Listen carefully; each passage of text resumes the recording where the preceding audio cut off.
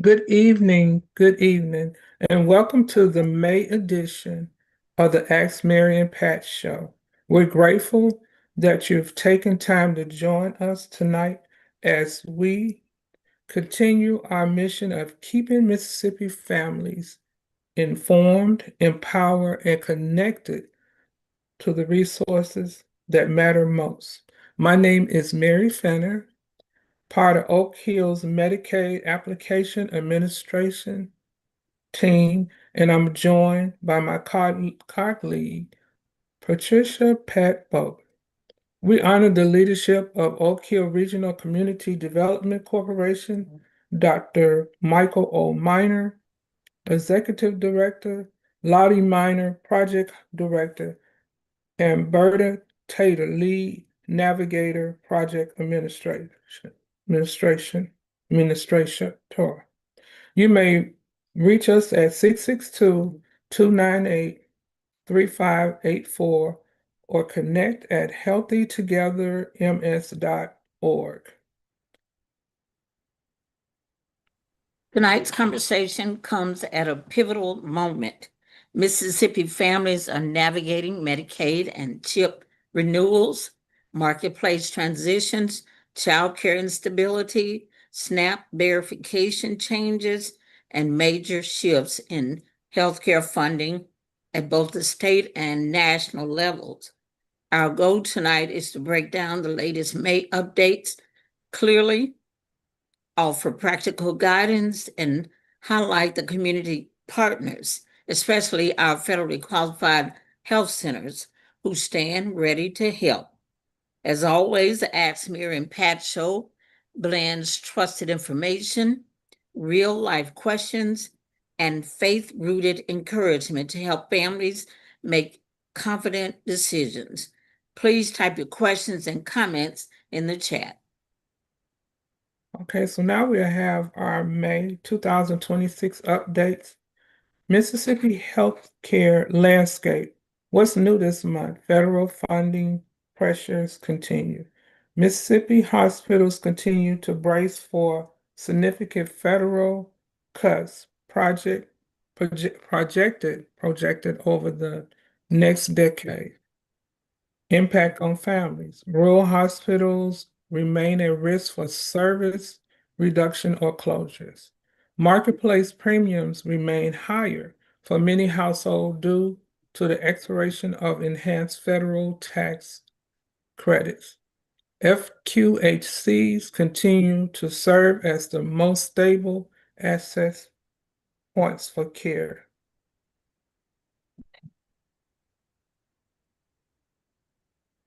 SNAP benefits, May 2026. SNAP benefits continue for eligible households. Mississippi is preparing for stricter income and asset verification, meaning more frequent requests for documentations. Families should keep contact information updated, respond quickly to MDHS letters, texts, and portal messages. Child care vouchers. The wait list remains high at approximately 16,000 families. Impact on families, parents risk reduced work hours or job loss. Providers face staffing shortages and closures. Children experience inconsistent care and learning environments. Medicaid and CHIP, renewals, coverage gaps, and dental care. Coverage basics remain the same. Doctor visits, hospital care, immunizations, and preventive services remain covered. Dental care is covered under CHIP and Medicaid's EPSDT benefit. Dental services include preventive exams, cleanings, fluoride and sealants, restorative fillings and crowns, emergency care, and medically necessary extractions. Most children qualify for 2 exams and 2 cleanings per year. Families should update contact information with Medicaid, open and respond to all renewal mail, and seek help immediately if coverage lapses. Federally Qualified Health Centers, the FQHCs. FQHCs remain the most stable the most stable access point for care during coverage transitions.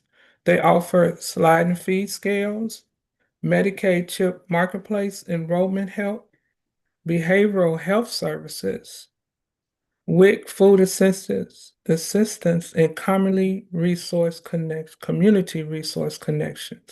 However, FQCHCs are facing financial pressures, resulting in some locations reducing hours and or reducing services offered.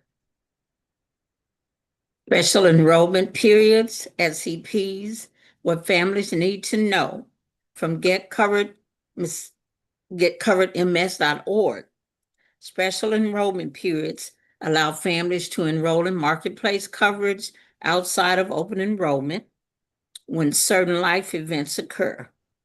Common SEPs include losing Medicaid or CHIP, marriage, having a baby or adopting a child, moving to a new address, losing employer coverage, and also turning 26 and aging off a parent's plan. Key points. Is that you? Go ahead. Losing Medicaid or CHIP automatically qualifies you for a SEP. You typically have 60 days before or after the event to enroll. Children may qualify for Medicaid CHIP even if adults move to marketplace plans.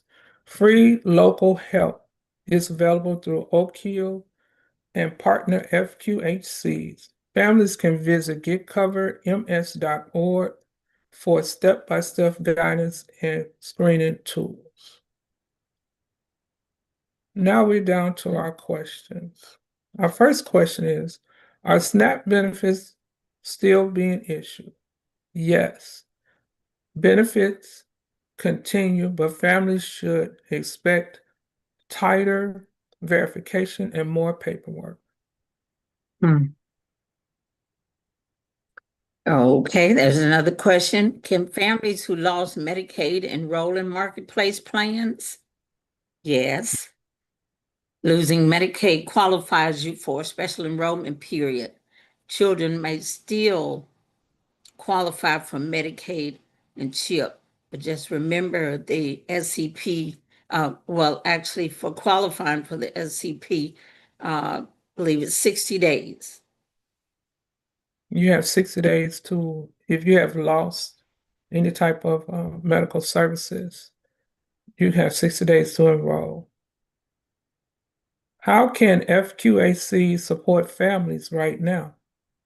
They provide medical, dental, behavioral health, and enrollment assistance, often on a sliding fee scale. So if you don't have any access to any other type of medical services, the FQHCs, the federally qualified health centers, are the place to go. A lot of the parents, we get calls all the time with parents concerned, they're concerned about vision. And of course, that's not offered at the federal qualified health centers, but They do have some, you just have to check the centers and find out if there is one. I know which they offer ones? dental services, Right. but you do have to check and see, do they have a center that offers that type of service, or they may be able to refer you to someone that offers those types of services. Mhm. What should families do if they miss their Medicaid renewal deadline? Act quickly. Many Very. families can still have coverage reinstated if they respond within the grace period listed on their notice. If the case has fully closed, you may still qualify for a SEP, special enrollment period, and children may still qualify for Medicaid or CHIP. So if you've lost your coverage, please, you can always reapply. You may still be in a period where all you have to do is submit what you missed, like maybe you missed sending in the income or any other type of information that they request from you. And if you submit that, then they may be able to proceed with your case or open it back up and see if you're qualified. But if not, you can always put in another application. That's right. Mhm. Are there any new protections for people who owe medical bills? Well, yes. Nationally, there is growing movement to limit how medical debt affects families. Several major credit reporting agencies have already removed certain types of medical debt from the credit reports. And that is so good to know because with everything going on now, people, different illnesses are attacking us, and we've got to go to the emergency room and hospitals, and of course, our doctors. And I noticed that, copays, a lot of copays popped up that I wasn't aware of. And even what's the other, deductibles. So that is something to, you know, it's something good to hear. Right. Out of all the midst of our income economic situations that are going on, that is something good to hear. Oh, yeah. What if a family's income changes during the year? Can they update their marketplace plan? Absolutely. Mm. You must update your marketplace plan. Income changes should be reported right away. If you do not report that income change when you file your taxes, and if that income is not matching what you said that you had at the beginning, you will end up owing more on your taxes. And it can be quite a bit. It can be quite a bit. So be careful. If your income change, please let the marketplace know about your income changes, not you end up owing IRS. And we do not want to owe IRS. Mm. No. And that's another thing, Mary, even with Medicaid and CHIP, if your income changes, often, when you apply, you're denied because you went over the income limit. But sometimes, you may work overtime, extra hours, or even, yeah, extra hours and overtime, and that's going to put you over. But that, if that is not a normal thing, that would help you because, you may have done it over the holidays and, got some extra hours, but then the next 2, 3, 4 months, you may not get any. So please reapply.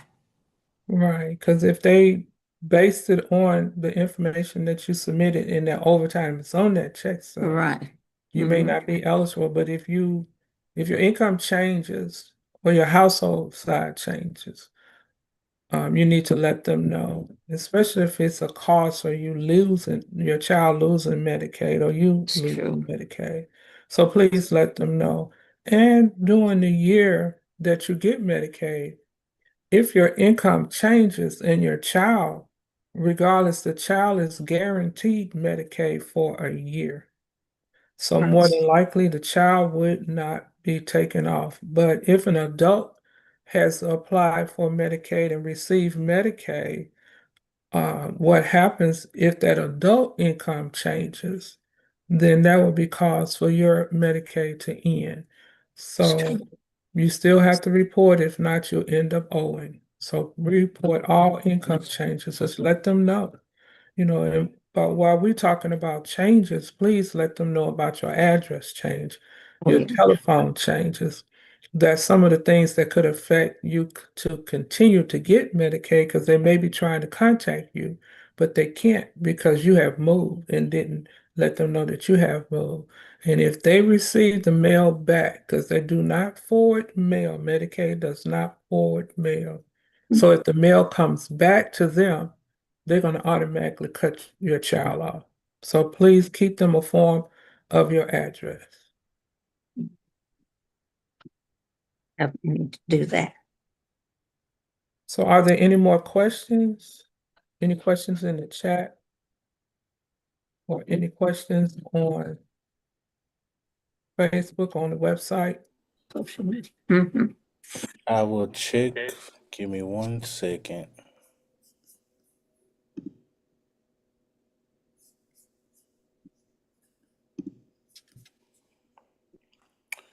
If a family moves to a new address, do they need to report it to Medicaid and SNAP? Definitely. Yes, because if you don't report it and that mail goes back to Medicaid, you're Right. going to be automatically cut off. Right. And then you couldn't miss your renewal letter if, if you didn't give them that address, that's going to go back to that. It's going to go to the old address, and you're going to miss your renewal, and that's really going to affect you. Right. Because if you miss that renewal, you would get cut off, Mhm. So, okay, we do have a question in the chat. What happens if a family's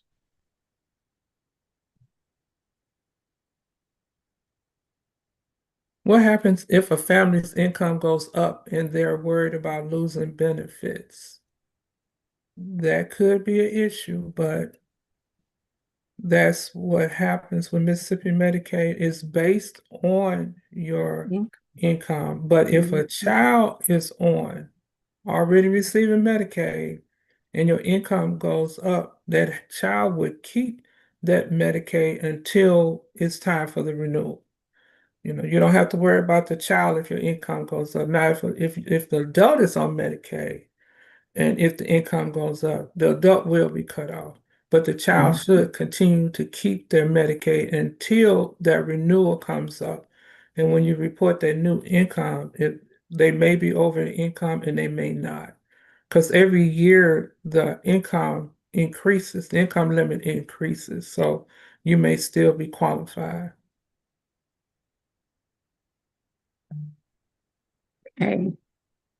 Let's see some other questions. I'm not sure if we've gone over the first one. Can families still get help applying for Medicaid, CHIP, or marketplace coverage? But you most definitely can. Just make sure you go ahead and apply. And if you fall within the income guidelines, uh, you'll you'll be able to apply and you'll be able to qualify. So just try it anyway. Sometimes you think your income is over the limit, but just apply anyway. And We Submit really everything. encourage, we really encourage people to apply anyway, regardless of whether you think you're eligible or not. Please apply. If you're not, then, but you will never know until you apply. You may be eligible, you Exactly. may not think you are, but Right. you may be eligible. So what should families do if they receive a Medicaid renewal letter but don't understand it?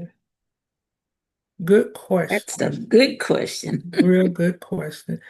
If you don't understand your renewal letter, please call us. If you can't get in touch with your caseworker, Right. we are there to help. You can call us just about any time, and someone will answer the phone and they will transfer the call to us. Our number is 662 298 3584. There's also a Okay, text. Mary, I had something else to say as well. Oftentimes, when we complete an application or assist a consumer with completing an application, they sometimes think we're their caseworker, we're the worker, and we complete the application, but we don't have anything to do with the approval. That is strictly done by Medicaid. Right, we just submit the applications. We We just don't do submit it the for you. approvals. But if you have a problem understanding what your renewal letter is asking, please contact us Right. and we will try to assist you with getting a better understanding. We Mhm. may be able to contact the Medicaid office for you if you're having a problem with getting information or contacting your caseworker, because sometimes they're really overwhelmed with so many cases that they have. So they may not get back with you right away. They may not. So just contact us and we will try to help you get the information that you need. Next question, I'm gonna ask Mary to take that one because she basically went over that a little bit ago. Which one? The one said what encouragement? What What happens? role? Okay. What happens if a family's income goes up Right, and they're worried about losing benefits? Um, you still have to report that income. If the child is receiving, has been approved for Medicaid, more than likely the child is still going to keep the Medicaid regardless of how much your income has gone up. Now, when it's time for the renewal, and you report that new income at the renewal, then more than likely the child is not going to be approved if the income is over the income guidelines. If it's over the guidelines, but don't be afraid to report your income because you can get in more trouble if you don't. So right, please report your income if your income has changed. Also, every year the income limit goes up. So maybe when it goes up, you still may be qualified, or your child may still be qualified for. Don't go on the assumption that, right, oh no, I make too much money. Because not only do we have not only is there Medicaid, there's also the CHIP program, which is called the right, Children Health Insurance Program. And that's for children's when their parents have the income is too high for regular Medicaid. So there still may be a chance that your child may be eligible for that. right. And we hear that, quite often, they're concerned about that. And even with, the income going up, just keep trying. Okay, our federally qualified community health centers only for people with insurance? No, it's not. It's basically for people with low incomes, and it may possibly be for no income because if they operate on a sliding fee scale, and they go by your income, and that's going to have that's going to determine what your office visit payment is. But we also have someone within our organization that works with those that need help with federally qualified community health center referrals. It may be that particular uh, health center. Uh, it may not provide the services that you need, but she is able to, look into, even for medications, look into pharmaceutical companies with you to see if you can get your medications at a low cost or maybe even no cost. And then also working with other doctors and facilities to see if they can help you. That's correct because sometimes the pharmaceutical companies have deals, or Right, they have like maybe you can get your medication for not the regular price, but maybe $10 a month, or right, sometimes zero, depending on the income. So it's best to, if you're having problems with getting medication, please contact us and let right, us know because we have somebody that's on staff that can right. help you see if we can Mm, find some type of solution for you to be able to get your medication and exactly. find the right federally qualified health center for you as well that would Mhm. satisfy the needs that you have for yourself or for your child. Because there have been some that, had medications that cost, upwards as high as, $300 and sometimes more. But when they work with the pharmaceutical companies, they got that medicine for $30 and $40. Right, So definitely get with it. right. Here's another question. What encouragement will you give families who feel discouraged or frustrated navigating these systems. Now, it can be frustrating Yes. and you can get discouraged, but if you need that assistance, please keep working with it until you get the answer that's best satisfied for you. Right. Don't give up. Keep going through it, even if you have to do 2 or 3 applications, or True. if you have to constantly send in, they ask for 1 month income, you send that in, they ask for another month's income, you send that in. Whatever they need to complete your case, please do it. And if it's any way that we can help navigate through the system for you as well, because we at one time worked with Medicaid, Mississippi Medicaid, Right. worked for Mississippi Medicaid. So it's a lot of things that we know that can help, or people that we know that work there that can sort of help to keep you from being discouraged or keep you from getting frustrated. We are there. That's the purpose. We are there to help you because I know it can get frustrating whenever you're dealing with any type of government agencies.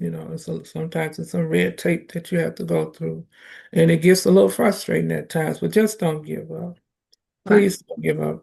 That's what we're here for. We're That's here to right. help you to get That's right. what you need for yourself or for your child.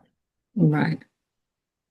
Now, we at Oak Hill and Healthy Together Mississippi, we are not miracle workers, but in dealing, well, actually having the experience and dealing with a lot of scenarios or consumers that have had different issues, we've learned from it as well. And so, we just do whatever we can to try to assist you. But again, we don't work miracles. You know who the miracle worker is. And that actually leads up to the next question. What role It does sure Oak does. Hill and Healthy Together Mississippi play in helping families stay informed? We have people on staff that are constantly getting information that's keeping everyone updated, what goes on Right. with Mississippi Medicaid. We have the newsletter, Healthy Together Mississippi, that you can sign up for, that you can get to help you navigate through the system. You can always give us a call. We have the Magnolia Pulse, which is a letter that we have that gives information to the community that keeps you informed. Yeah. Already mentioned the Health Together Mississippi newsletter that comes out that helps you to be informed of what goes on with Mississippi. Because I know sometimes it's hard to try to get information. um, this part of Mississippi may not be a lot out there for you because we're so close to Memphis, but call us, we can get it for you. Matter of fact, we have representative that's over that the whole entire state of Mississippi, from up to Right. the farthest north to the farthest south, down on the coast, all west and east. So if you know of anyone that lives in any part of Mississippi, you can Mississippi. contact us and we can get you to that person that lives in that area that can help you with whatever type of issue that you may have with Medicaid. Right. And if you're on social media, you can find us there. We have in these categories, Healthy Together Mississippi, there is a daily, what would you call it?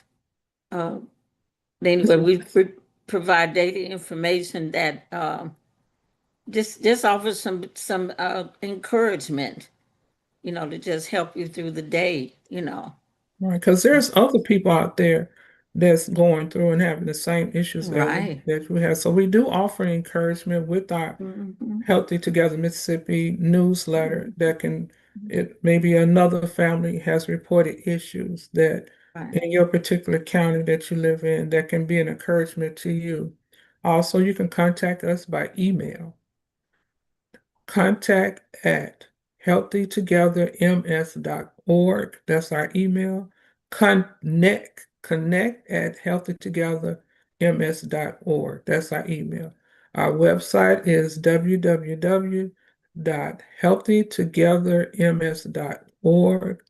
And we also on social media at Healthy Together MS.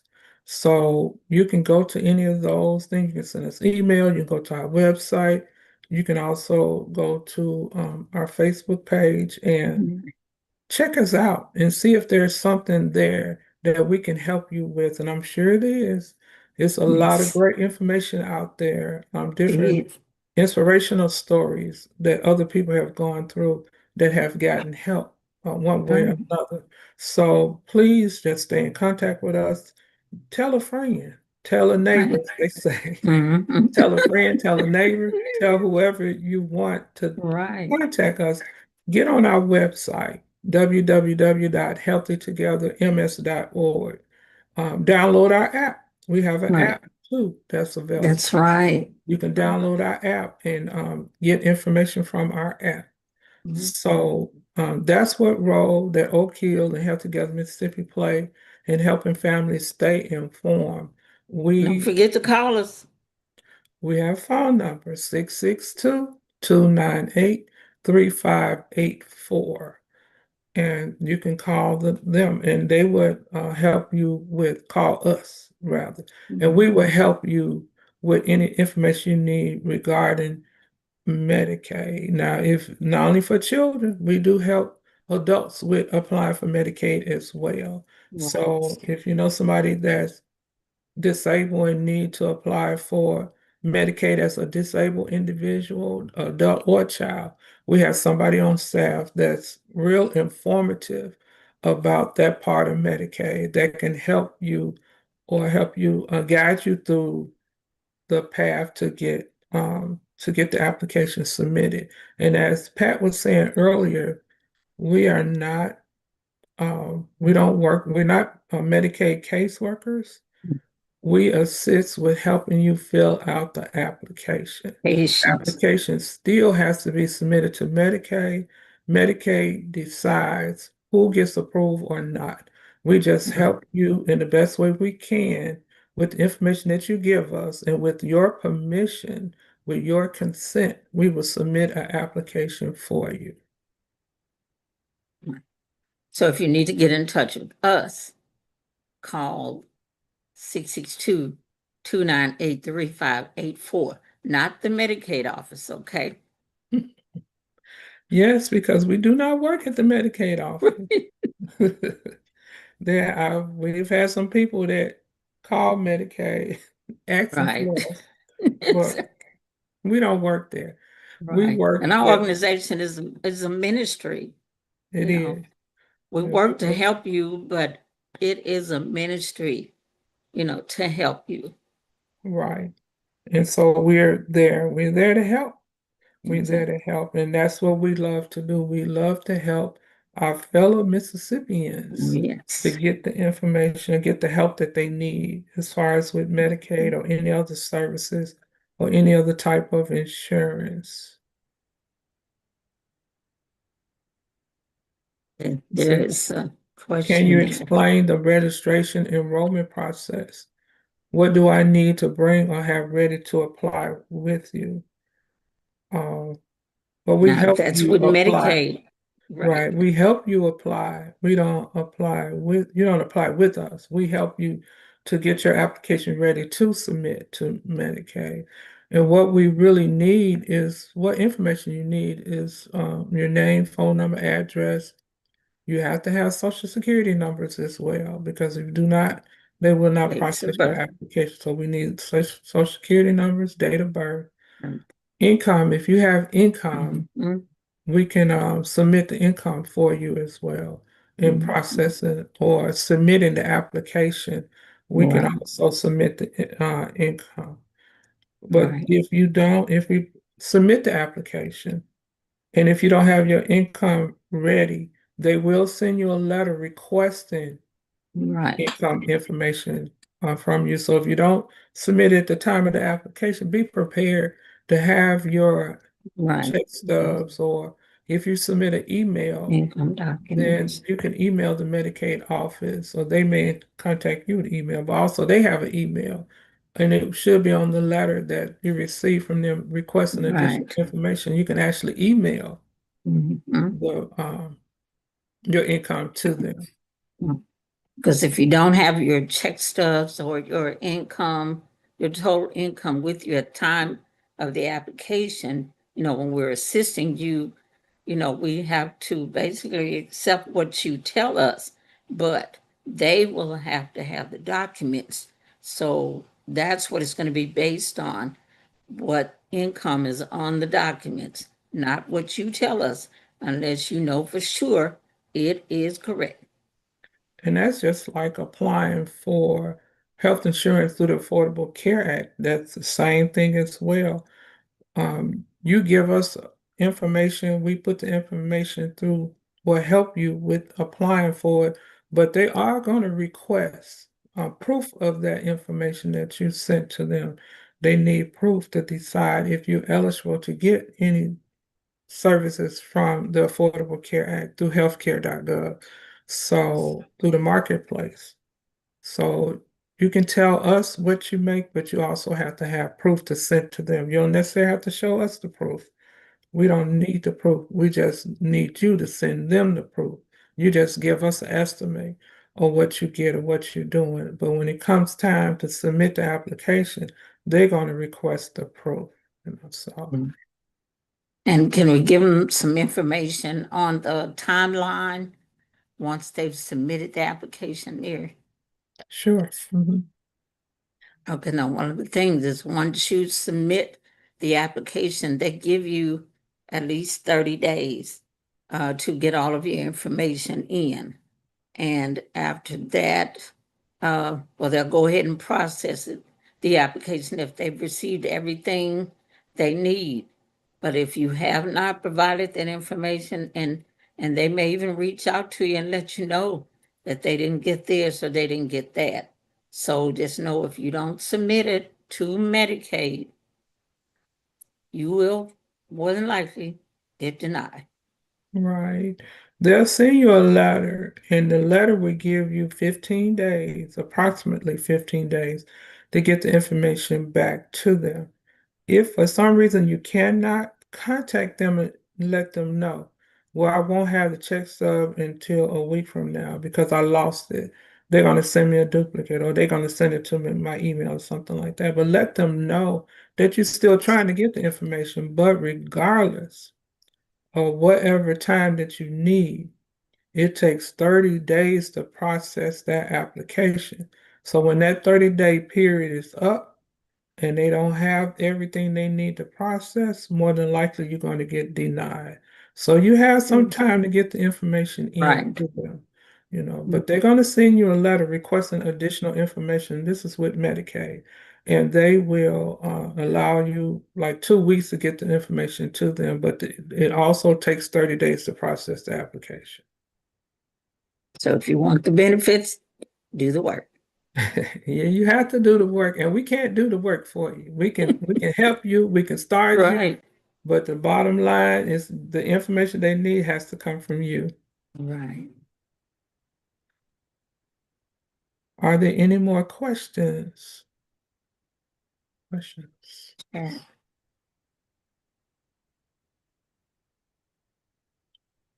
I don't see any more in chat. Anymore. Do we have any on Facebook?